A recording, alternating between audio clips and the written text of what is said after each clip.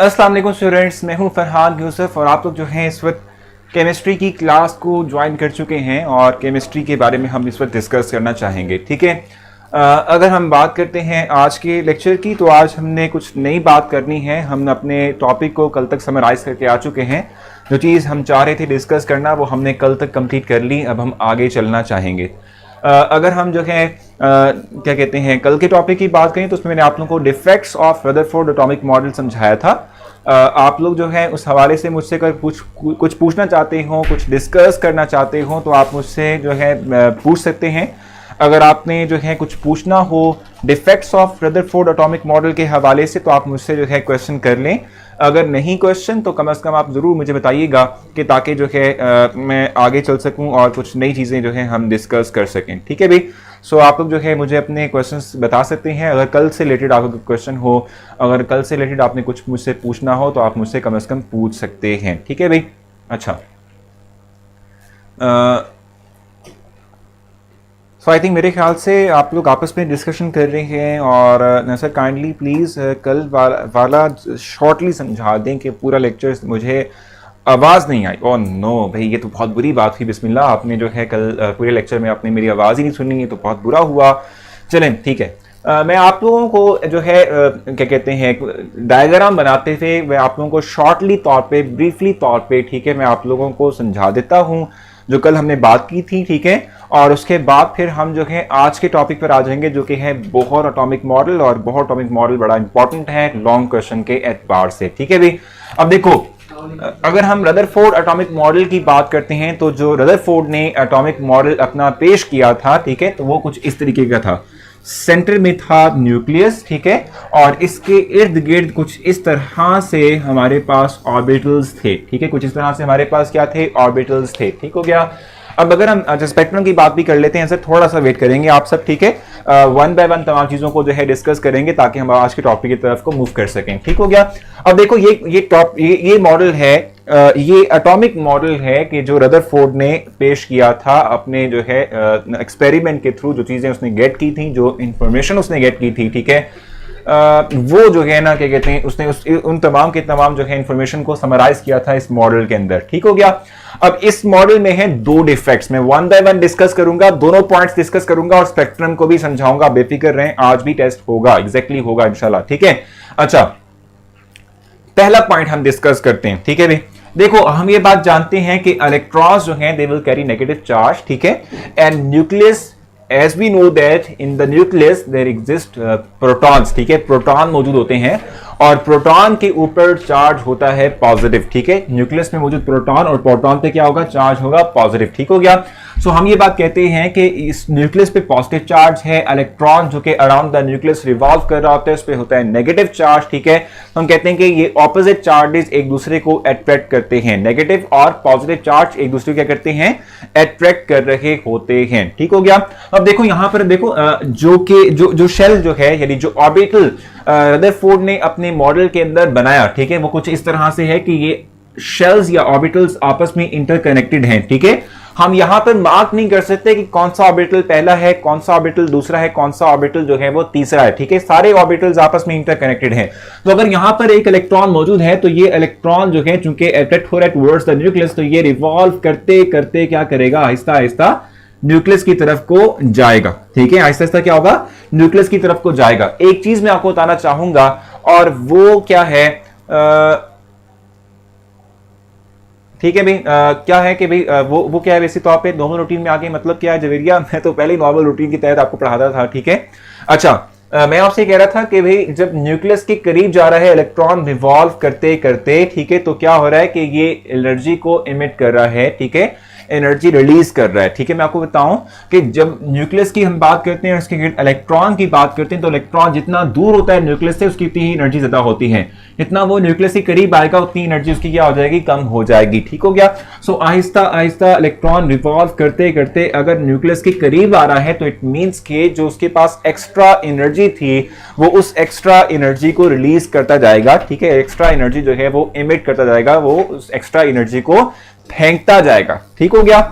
तो होगा ये कि जैसे जैसे एनर्जी ऑफ द इलेक्ट्रॉन कम हो रही है, हम कहते हैं जब इलेक्ट्रॉन की एनर्जी में कमी आएगी, ठीक है, तो इलेक्ट्रॉन की एनर्जी कम होते होते ये क्या करेगा, अल्टीमेटली जाकर न्यूक्लियस में फॉल कर जाएगा, न्यूक्लियस में गिर जाएगा, ठीक है। तो अगर इलेक्ट्रॉन न्यूक्लियस में जाकर गिर जाता है तो हम कहते हैं कि फिर अगर ऐसा हो जाएगा तो ऐसा होने से क्या होगा कि एटम डिस्ट्रॉय हो जाएगा, एटम तबाह हो जाएगा। और अगर ऐसा हो तो हम कहेंगे फिर कोई भी चीज जो हमारी इर्द गिर्द मौजूद है वो नहीं रहनी चाहिए, ठीक है, वो खत्म हो जानी चाहिए, हमें कुछ नजर नहीं आना चाहिए, ठीक है। तो फर्स्ट डिफेक्ट क्या है, मैंने आपको कल भी बताया था कि जब इलेक्ट्रॉन रिवॉल्व करता है अराउंड द न्यूक्लियस, ठीक है, तो वो इलेक्ट्रॉन रिवॉल्व करते करते करते करते न्यूक्लियस के करीब जाता है, और जैसे जैसे वो न्यूक्लियस के करीब जा रहा होता है वैसे वैसे वो अपनी एनर्जी जो उसके पास एक्स्ट्रा एनर्जी थी वो उसे जो है वो इमिट करता जाएगा, वो उसे फेंकता जाएगा, वो उसे जो है बाहर जो है धकेलता जाएगा, ठीक है। तो हम कहते हैं कि उसकी एनर्जी में कमी आ रही है, इलेक्ट्रॉन की एनर्जी में कमी आ रही है, और अल्टीमेटली क्या करेगा, वो जाकर न्यूक्लियस में फॉल कर जाएगा, गिर जाएगा, और हम कहते हैं इस तरह से एटम डिस्ट्रॉय हो जाएगा, ठीक है। एटम क्या हो जाएगा, डिस्ट्रॉय हो जाएगा, एटम जो है वो खत्म हो जाएगा, ठीक है, एटम वेनिश कर जाएगा, ठीक है। और ऐसा मुमकिन नहीं है, अगर ऐसा हो तो हमें कुछ भी चीज इर्द गिर्द अपने नजर नहीं आनी चाहिए, ठीक हो गया।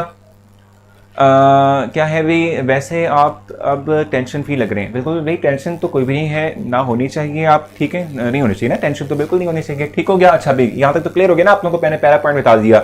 अब हिफ्जा का बार बार क्वेश्चन आ रहा है कि इलेक्ट्रॉन एनर्जी क्यों इमिट करता है, इलेक्ट्रॉन एनर्जी क्यों रिलीज करता है, तो मैं उसके बारे में आपको पहले ही बता चुका हूं, ठीक है, कि भाई अगर जो है न्यूक्लियस से दूर होगा इलेक्ट्रॉन तो उसकी एनर्जी ज्यादा होती है, जैसे जैसे इलेक्ट्रॉन को हम न्यूक्लियस के करीब लेकर आएंगे तो उसकी एनर्जी कम होगी, इलेक्ट्रॉन जो है एनर्जी कम जो है वो अपने पास रखेगा, जो उसकी एक्स्ट्रा एनर्जी है वो रिलीज करेगा। तो इलेक्ट्रॉन एनर्जी क्यों इमिट कर रहा है, रीजन यही है कि हम इलेक्ट्रॉन को न्यूक्लियस के करीब लेकर आ रहे हैं, और न्यूक्लियस के करीब इलेक्ट्रॉन की एनर्जी कम होती है, दूर ज्यादा होती है। तो एक पॉइंट क्लियर कर चुका हूं, सेकंड पॉइंट की बात करूंगा, सेकंड पॉइंट के हवाले से मैं आप लोगों को थोड़ा बहुत ब्रीफ करूंगा, ठीक है।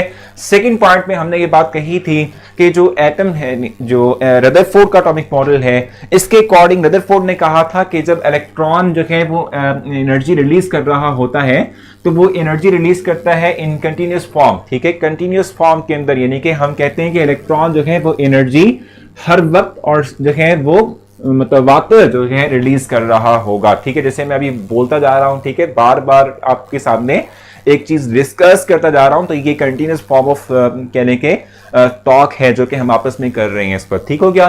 सो इस तरीके से हम कहते हैं कि जो इलेक्ट्रॉन है, अकॉर्डिंग टू रदरफोर्ड, उनके मुताबिक ये था कि जब इलेक्ट्रॉन न्यूक्लियस की तरफ को जाएगा तो ये एनर्जी इमिट करेगा, और ये जो एनर्जी की एमिशन है ये कंटिन्यूस होगी, ठीक है, डिसकंटिन्यूस नहीं होगी, ये क्या होगी, कंटिन्यूस फॉर्म ऑफ एनर्जी ये इमिट करेगा, रिलीज करेगा अपने अंदर से, ठीक है।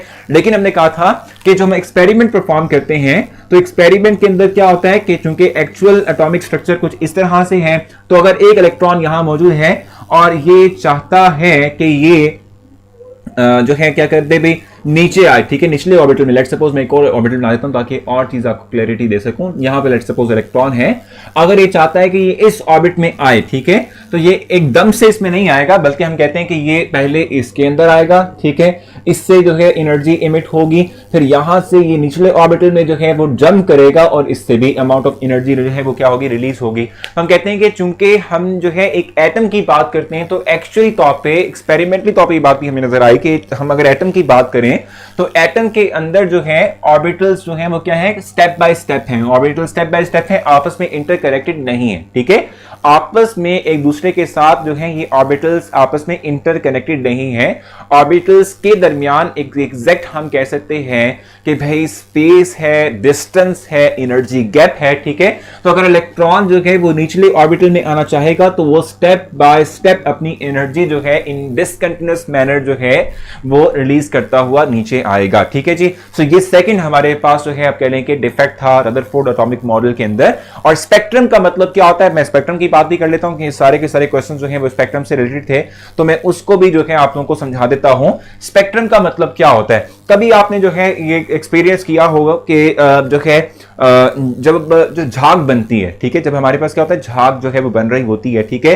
सो झाग जब बनती है उस पर जब जो है सन रेज आप कहते हैं कि वो फॉल कर रही होती हैं, ठीक है, जब सूरज की शुआएं जो हैं वो गिर रही होती हैं झाग के ऊपर, जो उस पे बबल्स क्रिएट होते हैं, तो आप देखते हैं कि उन बबल्स के ऊपर डिफरेंट कलर्स आपको नजर आ रहे होते हैं। वो बेसिक तौर पे स्पेक्ट्रम होता है लाइट का, विजिबल लाइट का स्पेक्ट्रम हो रहा होता है। ठीक है जी, इस तरीके से आपने देखा होगा कि जब जो है रेनबो जो है वो बनती है, ठीक है जी, जब धूप के अंदर समहाउ जो है थोड़ी बहुत बारिश हो रही होती है तो एक रेनबो बनती है जिसमें डिफरेंट कलर्स जो है वो डेवलप होते हैं। ठीक है, तो वो भी क्या होते हैं, वो भी जो है एक स्पेक्ट्रम कहलाता है। स्पेक्ट्रम का मतलब होता है colour pattern. Spectrum means colour pattern. ठीक है, हम कलर पैटर्न जो है वो देख रहे होते हैं, यानी किसी एक रे के अंदर कौन कौन से कलर्स मौजूद हैं उसका जो पैटर्न डेवलप होगा उसे हम स्पेक्ट्रम का नाम दे रहे होते हैं। सो कल के टॉपिक के हवाले से मैंने आप लोगों को ब्रीफ कर दिया। अब मैं चाहूंगा कि मैं आप बहुत एटॉमिक मॉडल की तरफ को मूव करूं, ठीक है, और उस हवाले से मैं आप लोगों को ब्रीफ करूं। ठीक है, वो मैं जो है आप लोगों को बताऊंगा। ठीक हो गया, उस हवाले से मैं आप लोगों को थोड़ा सा ब्रीफ करूंगा। ठीक है, आप लोगों का टेस्ट भी है, वो टेस्ट भी आप लोगों ने लाजमी देना है। ठीक है, आप लोगों का टेस्ट जो है आज भी होगा। सो जो है अच्छा, आप लोग आपस में जो है डिस्कशन कम करेंगे, क्योंकि देखो अगर आप लोग आपस में डिस्कशन करते हो तो उससे ये होता है कि फिर आप लोग जो है फोकस नहीं कर पाते लेक्चर के ऊपर और फिर बहुत सी चीज़ें आप लोग स्किप कर जाते हो, आप लोगों को समझ नहीं आ रही होती। ठीक है, बैंड ऑफ 7 कलर्स, ठीक है, of light is called spectrum. ईमान ऐसे ही है। ठीक है, बिल्कुल ये आपने ठीक डेफिनेशन बताई है। सो यही कहलाता है स्पेक्ट्रम। ठीक हो गया। सो जल्दी से आगे चलते हैं और जो आज का टॉपिक हमारा है हम उसको डिस्कस करेंगे। और आयशा यहाँ पे क्या कर रही है भाई, सेकंड ये 10th की स्टूडेंट यहाँ पर आज आई हुई है हमारे पास 9th में मेहमान बनकर। ठीक है भाई, अच्छा। सो जो है यहाँ तक हमारा जो है वो कंप्लीट हो चुका है, हमने ये चीज़ क्लेरिफाई कर दी है, ये चीज़ समझा दी है। अच्छा, अब मैं चाहता हूँ कि मैं अब आप लोगों को जो है आज का जो टेस्ट है ना, ठीक है, पहले वो आप लोगों को शो कर दूं ताकि आप लोग जो है एक दफ़ा टेस्ट से फ्री हो जाएं, फिर हम जाएंगे टूवर्ड्स द नेक्स्ट टॉपिक जो कि आज का हमारा टॉपिक है। ठीक है जी, सो पहले हम ऐसे करते हैं कि हम आज के जो टेस्ट है, ठीक है, उसको हम आपके लिए लॉन्च कर देते हैं। आज का जो टेस्ट है, ठीक है, वो आप लोगों की स्क्रीन पर मैं डाल देता हूँ, विजिबल कर देता हूँ, ताकि आप लोग आज के टेस्ट को कम से कम परफॉर्म कर लें और उसके बाद फिर जो है हम अपने नेक्स्ट टॉपिक की तरफ चल सकें, हमारा कम से कम टेस्ट जो है वो कंप्लीट हो चुका हो। ठीक है भाई, बिल्कुल। अब इस वक्त टेस्ट कर लें, उसके बाद हम नेक्स्ट टॉपिक पे जाएंगे और नेक्स्ट टॉपिक को हम जो है डिस्कस करेंगे। आयशा ने कुछ मैसेज किया लेकिन मुझे इस वक्त डिस्प्ले नहीं हो रहा, मैं बाद में पढ़ लूँगा, बेफिक्र हैं आयशा। ठीक है, आपने मुझे लगता है आंसर दिया होगा कि मैंने आपसे पूछा कि आज आप हमारी मेहमान बनी हुई हैं 10th में, सॉरी 9th में, आप 10th की स्टूडेंट हैं। तो इस वक्त आप लोगों के स्क्रीन पर टेस्ट डिस्प्ले है, आप लोग इस पर टेस्ट परफॉर्म करेंगे। 3 मिनट्स का आपके पास ड्यूरेशन होता है, इसमें आपने कंप्लीट आउट करना होता है। सो जो है ये आप कंप्लीट करेंगे, उसके बाद फिर हम जो है वापस हैं आएंगे अपने नेक्स्ट टॉपिक की तरफ जो हमें इस पर डिस्कस करना है, जो मैं आप लोगों को समझाना चाहूँगा।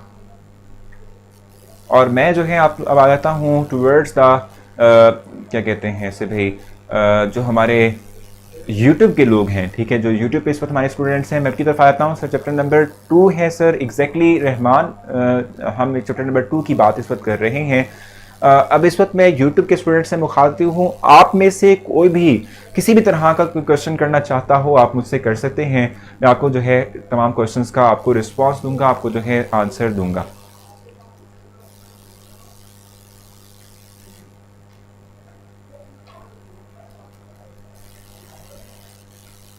सो आप लोग YouTube के स्टूडेंट्स हैं, मैं कहूँगा आप लोग मुझसे कुछ पूछना चाहते हो तो आप मुझसे पूछ सकते हैं, मैं आपको आपकी क्वेश्चन का आंसर दूंगा। नहीं तो फिर हम जो है नेक्स्ट मूव करेंगे अपने नेक्स्ट टॉपिक की तरफ और हमारा टेस्ट भी जो है कंप्लीट हो चुका होगा उस वक्त तक।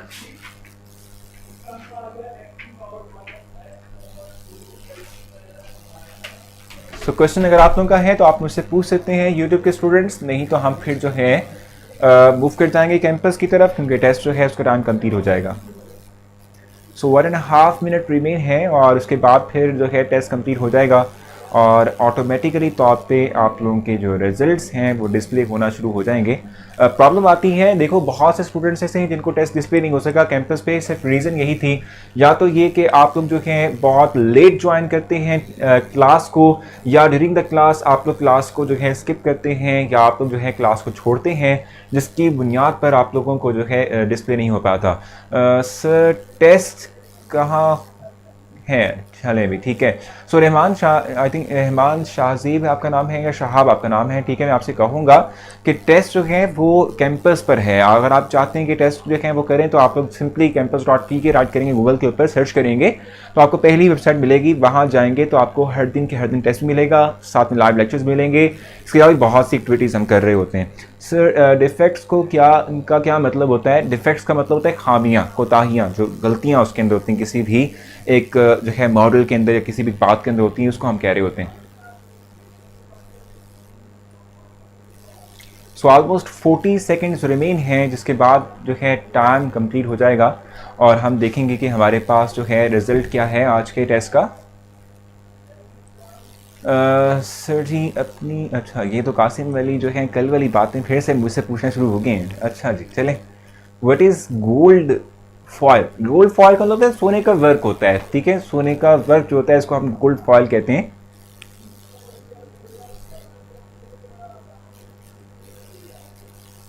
Sir what is gold foil? अभी बता दिया मैंने आपको। गोल्ड फॉयल का मतलब है सोने का वर्क।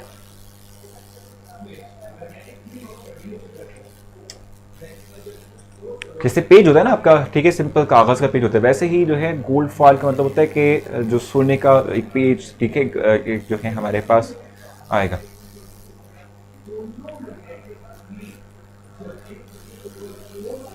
जी तो ऑलमोस्ट अब टेस्ट जो है वो कंप्लीट हो चुका है। अब मैं वापस कैंपस पर आ चुका हूँ और मैं चाहता हूँ कि मुझे जो है इस पर रिजल्ट डिस्प्ले हो, ताकि मैं रिजल्ट देख सकूँ कि आप लोगों की परफॉर्मेंस क्या रही आज के टेस्ट के अंदर।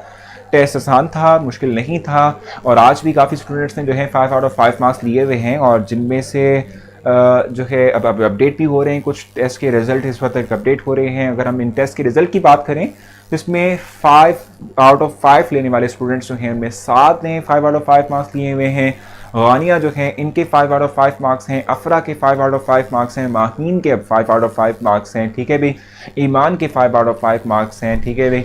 और क्या है, असद के 5 आउट ऑफ 5 मार्क्स हैं, हाफिज़ा के 5 आउट ऑफ 5 मार्क्स हैं, आयशा के भी हैं। आयशा चूँकि हमारी जो है वो आपकी क्लास की सीनियर हैं तो वो यहाँ पर आई हुई थी, तो आज उन्होंने टेस्ट भी दे दिया, तो उनके 5 आउट ऑफ 5 मार्क्स ही हैं, ठीक है भाई।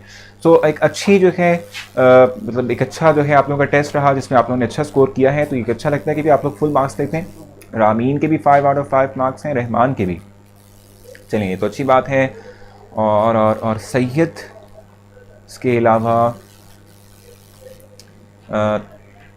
तानिशा जो है इनके भी, और यामीन, ठीक है। इसके अलावा अम्माद के, अहमद के, हसन के, ठीक है। सो बहुत अच्छी बात है, आप लोग जो है एफर्ट करते हैं और आप लोग जो है कुछ नई चीज़ सीख के जाते हैं और कुछ अच्छा जो है पढ़ते हैं, तो इसकी बुनियाद पर ही आप लोग फुल मार्क्स ले रहे होते हैं। अब मैं चाहूँगा कि थोड़ा बहुत हम ब्रीफ कर लें, क्योंकि हमने नेक्स्ट टॉपिक हमने जो डिस्कस करना है, साल से मैं थोड़ा सा आप लोगों को ब्रीफ कर दूँ कि टाइम हमारे पास जो है वो शॉर्ट है। 25 मिनट्स का लेक्चर होता है, तो उसमें हमने कंप्लीट करना होता है, अपने तमाम के तमाम बातों को समझ करना होता है। सो बल्कि टाइम, हाँ नहीं एग्जैक्टली हमारे पास है भी ना, ठीक है। सो मैं चाहूँगा कि कम अज़ कम जो है आप लोगों के सामने इस वक्त एक चीज़ डिस्प्ले कर दूँ, और वो बेसिक टॉपिक क्या है, इस वक्त आपकी स्क्रीन पर जो है नज़र आएगी।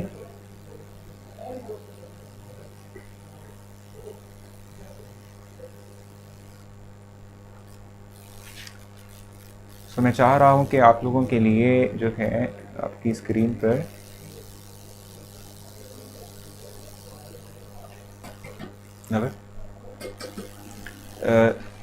इसको डिस्प्ले कर दें। हाँ अब ठीक है। सो आपकी स्क्रीन पर जो है इस वक्त एक साइंटिस्ट डिस्प्ले है, ठीक है। जो मैंने आप लोगों को इस वक्त दिखाया है, मेरी मूवमेंट डिटेक्ट नहीं हो रही, ठीक है सही है। सो आपकी स्क्रीन के ऊपर इस पर जो है साइंटिस्ट का मतलब एक साइंटिस्ट की इमेज जो है वो डिस्प्ले है। ये बेसिक तौर पे नील बोहर हैं, ठीक है, जिनके बारे में हमने डिस्कस भी करना है, जिनका एटॉमिक मॉडल भी हम इस वक्त पढ़ेंगे, और एटॉमिक मॉडल के हवाले से हमने डिस्क्रिप्शन भी लेनी है, ठीक है। सो नील बोहर की इस वक्त आप जो है इमेज देख रहे हैं, उनकी एक पिक्चर देख रहे हैं, बहुत जो है मज़े की पिक्चर मैंने आप लोगों से शेयर की हुई है। इस वक्त जो हम नेक्स्ट टॉपिक पढ़ेंगे वो बेसिक तौर पे हमारे पास बोहर्स एटॉमिक मॉडल होगा, ठीक है।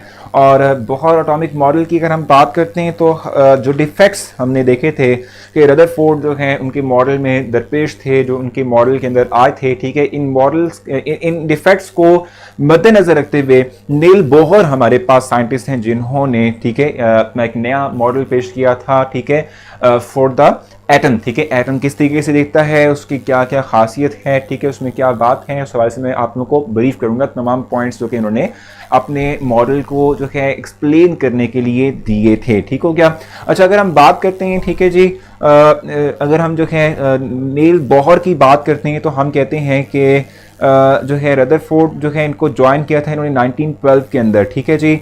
और एज अ जो है पोस्ट डॉक्टरल जो है एज अ स्टूडेंट के तौर पे नील बॉहर ने जो है रदरफोर्ड को ज्वाइन किया था 1912 के अंदर, ठीक है। और उसके बाद हमने कहा कि 1913 जो है, ठीक है, इन्होंने जो है कुछ एक्सपेरिमेंट जो है इन्होंने परफॉर्म किए थे, ठीक है, एटॉमिक मॉडल जो है वो प्रपोज किया था और इसकी बेस पर उनको 1922 के अंदर 1922 के अंदर इनको नोबेल प्राइज भी मिला था, ठीक है। सो नील बॉहर की हम इस पर बात कर रहे हैं। वैसे तौर पे नील बॉहर जो हैं वो स्टूडेंट हैं रदरफोर्ड के, ठीक है। और ये जो है पोस्ट डॉक करने के लिए आए थे किसके पास, रदरफोर्ड के पास, ठीक है। और रदरफोर्ड जो है, ठीक है, इनके पास रहते हुए इन्होंने कुछ एक्सपेरिमेंट्स किए और इवन एक साल के बाद यानी 1912 में आए थे और 1913 के अंदर जो है इन्होंने अपना मॉडल पेश कर दिया जो कि बॉहर एटॉमिक मॉडल है।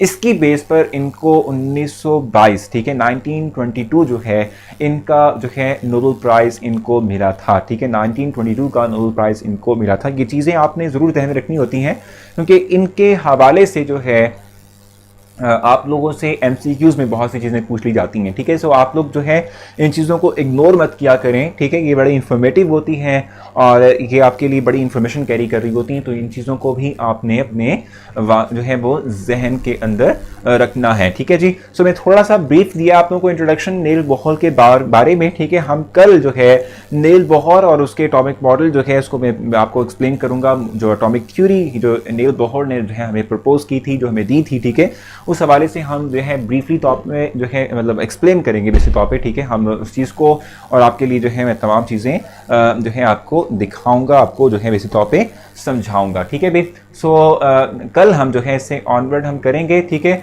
आपने अगर जो है कोई क्वेश्चन पूछना हो तो आप मुझसे क्वेश्चन भी पूछ सकते हैं। बाकी आप लेक्चर को रेट ज़रूर कीजिएगा, ठीक है। लेक्चर को आप रेट जो है वो ज़रूर करेंगे। उस हवाले से अगर आपकी कोई सजेशन है तो आप मुझे सजेस्ट कर सकते हैं क्योंकि देखो सजेशन के थ्रू ही यानी आपकी जो सजेशंस होती हैं उससे ही जो है हम अपने लेक्चर्स को और मज़ीद बेहतर बना सकते हैं और जो है अच्छा बना सकते हैं, ठीक है जी। तो कोई सजेशन अगर आपकी हो तो आप ज़रूर जो है मुझे सजेशन अपनी दे सकते हैं। मैं ज़रूर जो है उसको मलहूज़े खातिर लाऊंगा, ठीक है, और उस पर अमल भी करूँगा, ठीक है। बाकी रेट कीजिएगा। और जो है मैंने आप लोगों के लिए पोइट्री जो है वो अपनी प्रोफाइल पर जो है अपलोड की थी मॉर्निंग में, आप वो भी सुनिएगा, उससे भी आपको जो है कुछ ना कुछ मिलेगा। ये ज़रूर बात है, आप जो है बहुत से स्टूडेंट्स ने मुझे मैसेंजर पे मैसेज किया हुआ है तो मैं अभी तक उनका रिस्पांस ऐसा नहीं दे पाया, ठीक है। तो मैं आज रात या इवन कल मॉर्निंग के अंदर इन तमाम मैसेजेस का जो कि आप लोगों ने मुझे दिए हुए हैं, ठीक है, किए हुए हैं, उनका मैं आपको रिस्पांस दूंगा, आप लोगों को आंसर दे दूंगा, ठीक है भी। सो अपना आपने बहुत सारा ख्याल रखना है, दुआ में आप ज़रूर याद रखिएगा, ठीक है। इंशाल्लाह आपसे कल मुलाकात होती है। इफ़ा बिल्कुल मैंने आपसे कहा कि मैं आज रात इंशाल्लाह आपके तमाम मैसेजेस का आंसर दे दूंगा या कल मॉर्निंग में तमाम मैसेजेस का आंसर आपको दे दूंगा, ठीक है। सो इंशाल्लाह कल आपसे मुलाकात होती है। अपना ख्याल रखिएगा, दुआ में आपने याद रखना है। अल्लाह हाफिज़।